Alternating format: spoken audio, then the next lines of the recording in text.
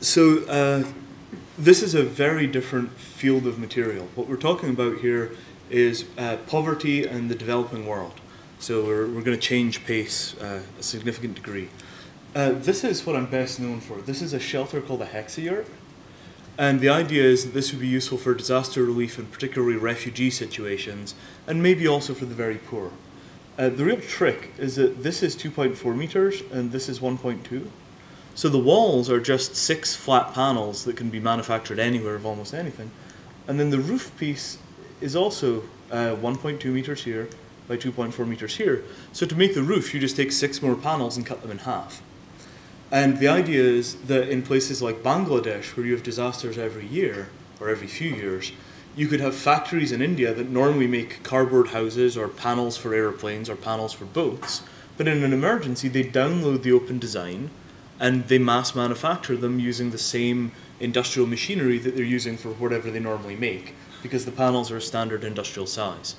So this was how I got into the business of open design as a way of doing poverty alleviation and disaster relief. And there's just some information.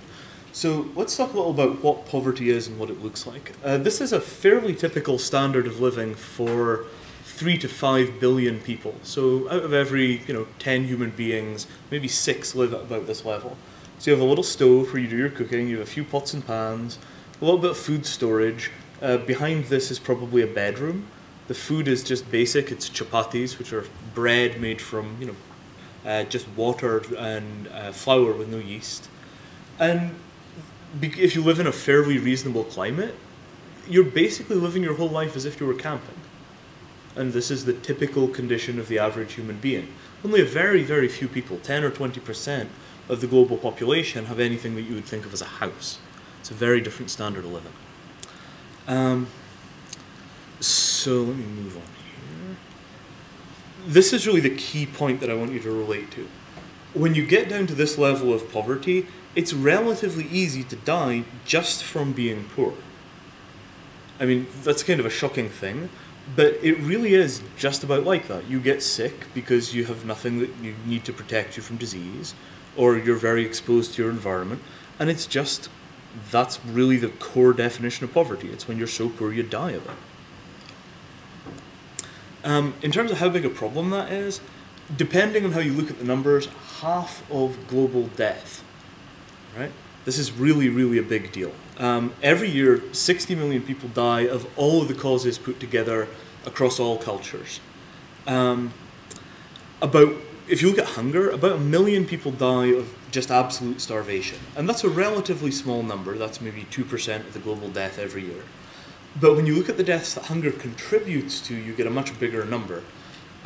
Because you could be kind of run down because you're hungry, or you could have years and years and years of malnutrition that will later turn into serious problems.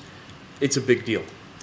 And in fact, there's a cluster of things which fit together, which are malnutrition, bad water to drink, massively terrible working conditions, it's smoke inhalation over open fires. If you spend your whole life cooking over an open fire, eventually all those years of smoke inhalation turns into syndromes which are just like you get from smoking. And this is a big problem for children. Like under 5s are very, very vulnerable to smoke from cooking fires. So you put all this together and you get this thing we call the poverty cluster, which is a general spectrum of things which happen when you just don't have the things that you need to live in a healthy way. My assertion is that the open technology can reduce the poverty cluster death toll to practically 0. It can't get everything, but it can get most of the obvious stuff fairly easily, and most of the hard stuff given a couple of decades. And none of this is particularly complicated or controversial. It's just a case of doing the things we know how to do already. So what we're saying here is half of global death is preventable using open technologies. That's really the scale of the opportunity here.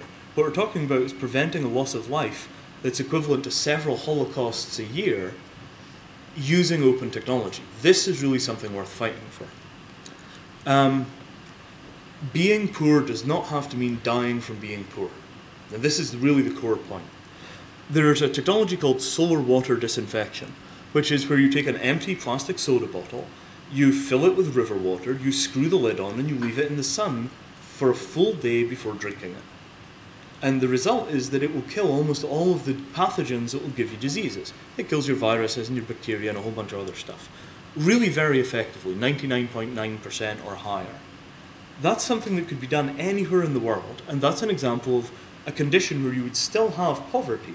You're still talking about people who live on garbage dumps, but now they no longer die of waterborne disease. This is not the kind of progress that people will, tell you the world is going to be perfect. No. What I'm talking about is the stuff that we can do on almost no budget for people who will not be any richer afterwards, but they will both be healthier and maybe a little happier. So this is a little piece that we can do, but we can do it. In the same way that free software has enabled access to computing for everybody, free science and free technology and free designs for hardware can do the same thing for all of these life-saving machines, many of which are extremely simple. So let's look back in history for a moment. Cholera, waterborne disease, very nasty. Londoners were dying of this right up until, the 1850s. It's only really very recently, 100, 150, 200 years, that we've had this idea of public health infrastructure. It's stuff that you build so you don't die of all the obvious things that people die of. The problem is that the Victorian model is you borrow a pile of money and you build a big factory, and from the factory comes a service that keeps you alive, like clean water or sewage processing or gas to cook on instead of your open fires. This model turns out to work incredibly badly in the developing world. You wind up trying to borrow hundreds of millions of dollars from the World Bank, and then you invest in some piece of, power plant or whatever it happens to be. They don't get maintained properly, or the projects are misplanned, or there's price volatility that nobody factored in. And this model has been tried for 30 or 40 years and just doesn't really work. So there's an alternative approach, which is local infrastructure, also called decentralized infrastructure, autonomous building. There's a bunch of different names for it. And the idea of this is that what you try and do is you change the scale at which services are provided. So instead of having a gigantic factory that generates your electricity, you've got a little factory on your roof, like a wind turbine or a solar panel. And the key to this is that you can then build infrastructure without having to do massive borrowing at a governmental level. And the difference that this makes in terms of the bureaucracy and the management of money is unbelievable, because you're dealing with individual to individual or individual to company transactions rather than having to move money through institutions like the World Bank. There's a book called Small is Profitable that was the Economist's Book of the Year in 2003, which has an extensive discussion of how you can run entire electrical infrastructure for whole countries this way, and it proves that it's more profitable than the existing way of doing things. We're just using the old way of generating things like power because we're used to it. So the big question then is, suppose you provide clean water, and you provide a little electricity, and you provide some way of people cooking without getting all the smoke inhalation. What about population? If they stop dying of these causes, what's going to happen? And the answer is, basically, the reason that people have a lot of kids in the developing world is because so many of them die. Right? And also, you have a system where, children equal wealth. You have them to work alongside of you when you're an adult, and as you grow old, your children are your health insurance. So the time and energy you spend into raising your children plays the same role as the time and energy that you put into paying your taxes to your government. When you get old, your children will take care of you, versus when you get old, your government will take care of you.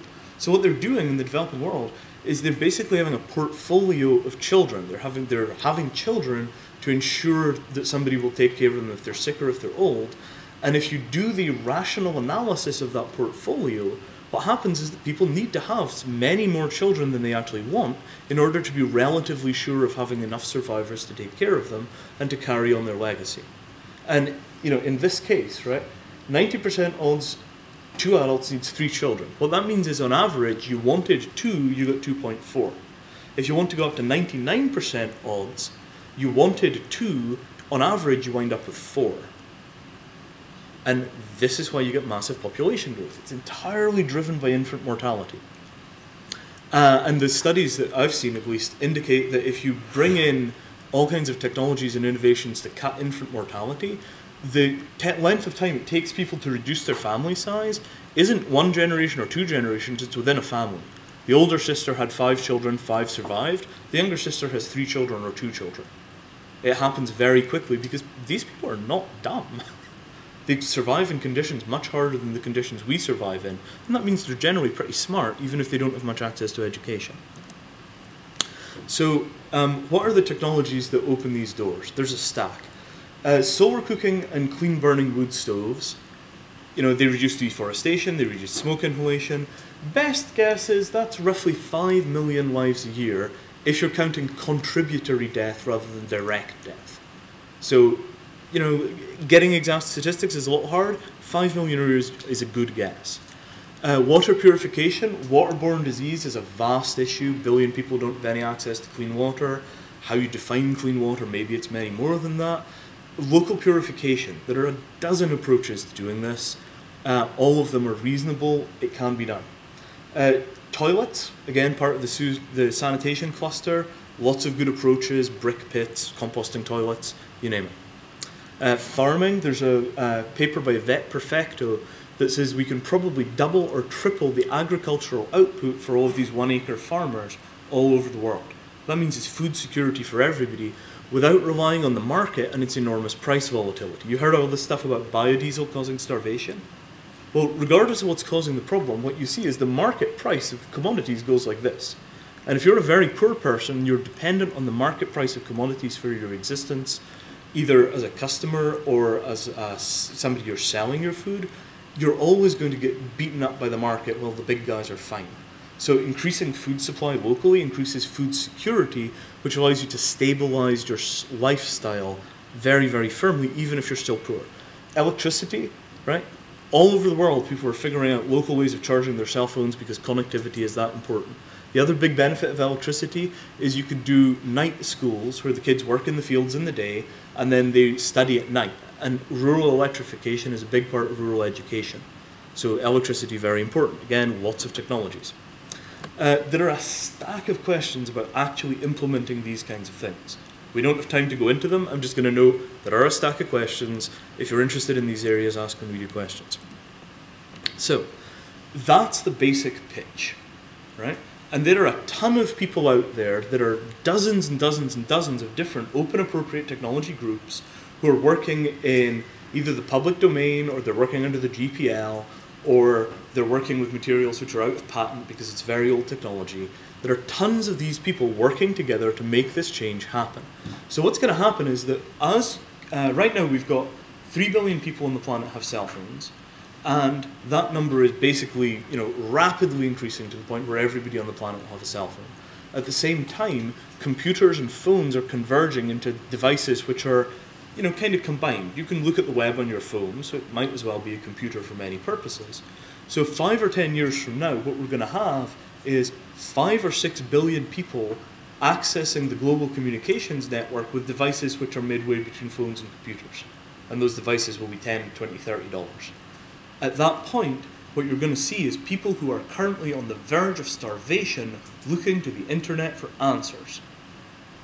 And what we need to do is we need to get ready for these people so that when they arrive, we can point them at the answers they need. Okay, you're in this climate, you've got this kind of waterborne disease, this purification works. There is a guy 7 miles from where you live who's been doing it for about 3 months and he can teach you how it's done. Now that's not difficult software. This is way simpler than eBay. It's probably simpler than Wikipedia. It's just a bunch of organizing and a bunch of translating. And that is the big potential. That's what we can do next. So I'm going to skip this section, maybe come back to it for questions. This is a quick index of some of the bigger open technology projects that are out there. Some of these are funded like non-profits. Some of these are just a bunch of volunteers working together to make things happen. And you can find just a wealth of systems out there that are documented and described that will tell you how this stuff operates.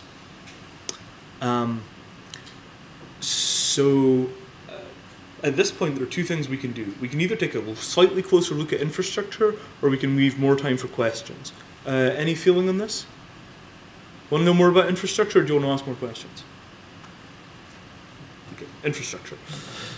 So, basically there are 6 ways to die. You can be too hot, too cold, hungry, thirsty, you can get ill, or you can be injured. This diagram is a very quick way of representing the situation on the ground in a bad place. The middle ring is 1 in 10,000 mortality, and it goes out 1 in 10,000, 1 in 1,000, 1 in 100, 1 in 10. And this is a pretty normal situation. A few people die getting ill, the rest goes on.